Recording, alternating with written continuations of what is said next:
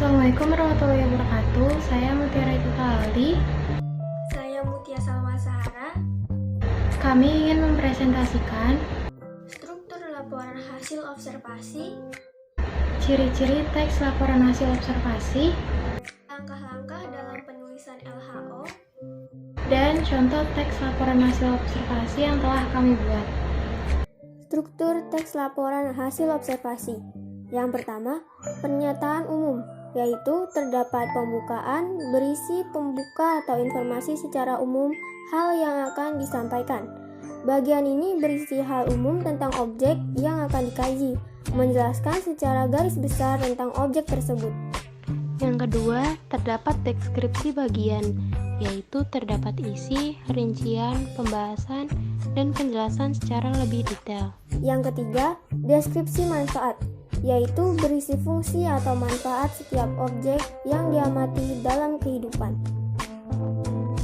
Selanjutnya, yaitu ciri-ciri teks laporan hasil observasi. Yang pertama, objek yang dibahas bersifat umum. Kedua, isi yang dibahas dalam teks laporan hasil observasi adalah ilmu tentang suatu objek atau konsep. Yang ketiga, bertujuan menjelaskan dari sudut pandang ilmu. Keempat, objek atau hal yang dibahas secara sistematis, dirinci bagian-bagiannya, dan objektif. Yang kelima, memerinci objek atau hal secara sistematis dari sudut ilmu, atau definisi, klarifikasi, dan jabaran ciri objek.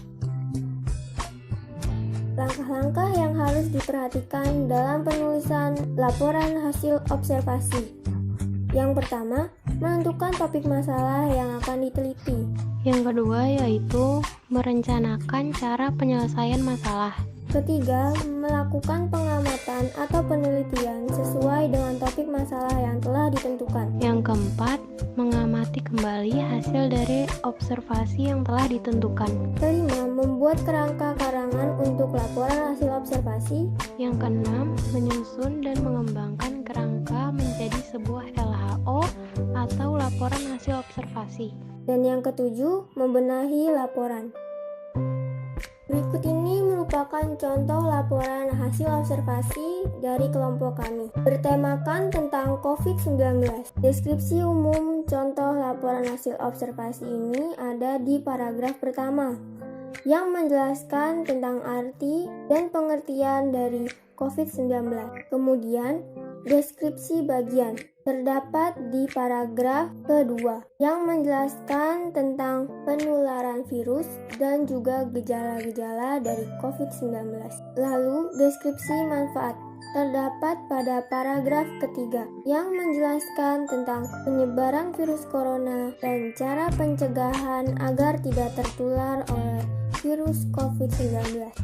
Sekian dari kami. Kurang lebihnya mohon maaf. Terima kasih. Wassalamualaikum warahmatullahi wabarakatuh.